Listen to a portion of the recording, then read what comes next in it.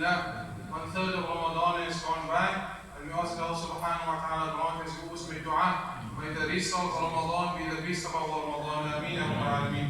It is mentioned, Jama'at al-Muslimin, that on the 10th day of Ramadan, a significant incident happened in the life of beloved Nabi Muhammad sallallahu alayhi wa sallam, and that was that his beloved wife Sayyidatina Khadija passed on the 10th of Ramadan. So we keep in mind how loved Sayyidatina Khadija was our beloved Nabi Muhammad sallallahu alayhi wa sallam. I was going to speak a little bit about a few verses that is found in the 4th juz, but as I listened tonight, beautiful to our Hafal have recited Surah Yusuf, alhamdulillah. And I want to encourage myself and each and everyone that if you can just go home, inshallah, open the meaning of Surah Yusuf and just sit with Surah Yusuf and recite it and ponder and read through this beautiful story, subhanAllah. I'm just going to highlight a few main themes that happens in the story. As mentioned, the reason for this story to be, and this surah to be revealed, the Sahaba was sitting with the Prophet sallallahu alayhi wa sallam and they said that, Ya Rasulullah, you know, of the Yahud, they have their own stories, of the Nasara, they have their own stories. What story can you tell us, Ya Rasulullah? And Allah subhanahu wa ta'ala revealed, نَحْنُ نَقُصُّ عَلَيْكَ أَحْسَنَ الْقَصَصِ. We are going to reveal upon you the greatest and the most beautiful of stories, subhanAllah. And as we know, the story of Nabi Yusuf alayhi salam begins when Nabi Yusuf alayhi salam goes to his father and tells him that, oh my father, I have had a dream where I saw that 11 stars, the sun and the moon prostrate in front of me, subhanAllah. The father says, whatever you do, my dear son, do not relay this to your brothers before shaitan can come between you, subhanAllah. The ulamatic very first story is that we must be very careful and we must have in mind that, look, there is something that is known as jealousy, subhanAllah. And the ulama mentioned, as our Prophet sallallahu alayhi wa sallam mentions, al-aynu haqq. The evil eye is something that is very true. And how our ulama always remind us that, look, even on social media in today's time, do not share everything that you are going through within your life. You never know, somebody might go through a little bit of difficulty, they might look at what you are sharing with a difficult heart, and this can draw them to act a little bit strange toward you. Look at what happened to the brothers of Nabi Yusuf alayhi salam. Because of their jealousy, it took them to the extent that they wanted to, and they in fact harmed Nabi Yusuf alayhi salam. We all know, what did they do with Nabi Yusuf alayhi salam? They threw him in the well, subhanAllah. They wanted to finish Nabi Yusuf alayhi salam off basically in that way, right? Because of their jealousy. Therefore, be very careful of this, Shama. As you mentioned, be very careful of jealousy. It is something that is true, and may Allah subhanahu wa ta'ala safeguard ourselves, and when we safeguard our families, ameen. Right? So it came to the extent where they threw Nabi Yusuf alayhi salam in the well. People found Nabi Yusuf alayhi salam and he was sold as a slave, subhanAllah, and he grows in the palace of Ramses in Egypt, subhanAllah. And Zulaykha, he was in the fear of Zulaykha. Now we know Zulaykha was a very, very beautiful woman, and she fell deeply in love with Nabi Yusuf alayhi salam.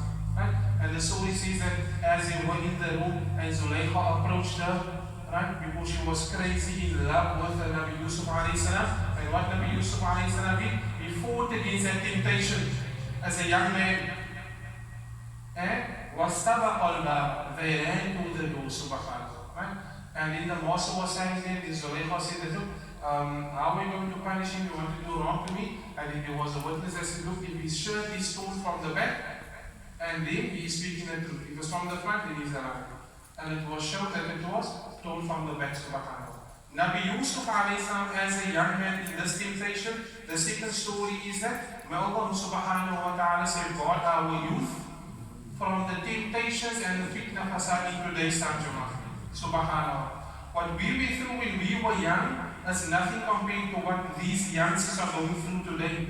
Look at Nabi Yusuf alayhi salam in that room all alone with that beautiful woman Zulaykha. How do we connect it in today's time?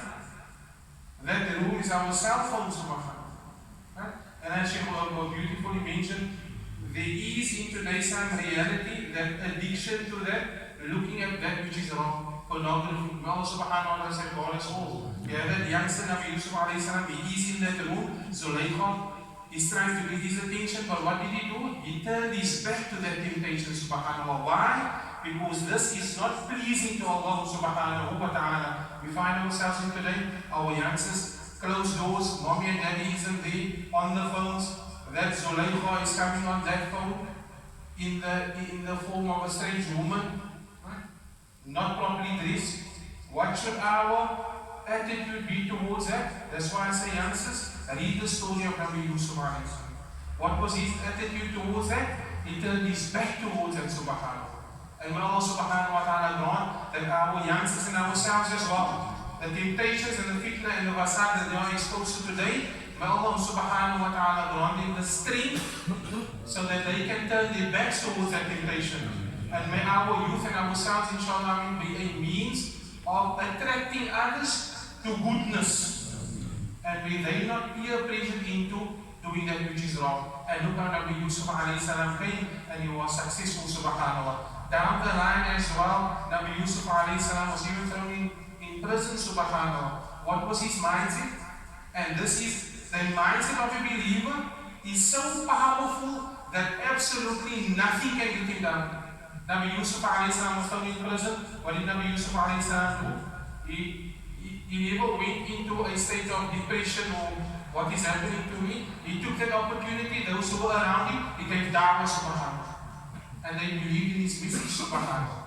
At the end of the story, Jama'atul Muslimin, is that Nabi Yusuf alayhi salam's brothers came to come and visit him again. But now, he was no more that youngster that was thrown in the well. He was now in a high and lofty position, subhanAllah. Because of the king and the Malik at the time seeing, and because of Nabi Yusuf alayhi salam as well helping him. So his brothers came, they never recognized him at first. But after a while they asked him, A'innaka la anta Yusuf? Are you Yusuf? And he said, Ana Yusuf, yes, wa hada akhi. I am Yusuf and this is my brother, Binyamin, subhanAllah. And at the end of the story we know that all the brothers came and the father and the mother as well came and the dream materialized, subhanAllah. Another story that we take from this Jama'atul Muslimin, that same hand that threw Nabi Yusuf alayhi salam in the well and that wanted to finish him off, was that same hands that came years later and they came asking him for assistance. That's exactly that same hands that wanted to bring his destruction. A few years later, that same hands came to him and asked him for assistance, subhanAllah.